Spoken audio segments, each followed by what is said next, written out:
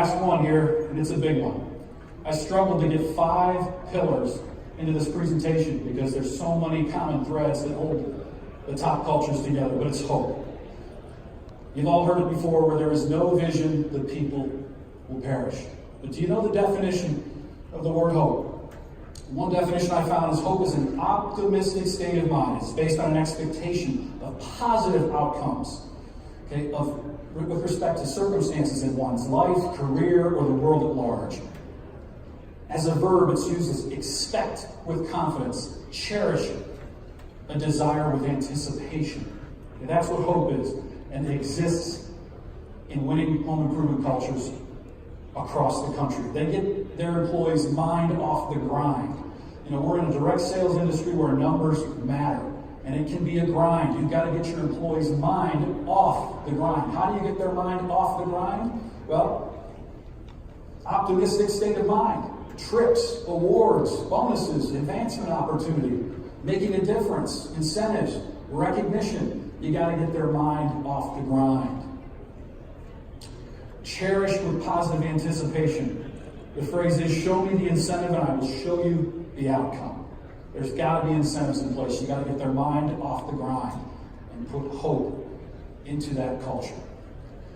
The winning cultures, everybody wants to mimic them. They want to know, how are they doing it? They lay out a plan. They make it easy to expect growth with confidence. They let people know that you can start here and you can advance. You can move up to a team leader or a campaign manager. You can even become an executive. We have living proof within our business of people who started at the ground level and now they're in management or executive positions. That makes all the difference in the world. People will pay the price if they see the promise. Recognition is huge. Renewable Buying Industry did over $1 billion with a B this year. Okay, their summits are first class. Power Home Remodeling at their events, they've got private label beach balls, they've got private label beach chairs. They go all out focusing on positive outcomes and connectedness. But it's not just a one-time thing at the end of the year summit. This is a daily ritual. Recognizing people, getting them focused on the positive, creating that environment. You know, a friend of mine, Paul Duffy, is a canvassing manager now in central Pennsylvania. Projected to do $16 million this year in canvassing business. And that's Paul's team. Paul, a few years ago, was living in a cemetery. He was working at a cemetery and he was living at the cemetery.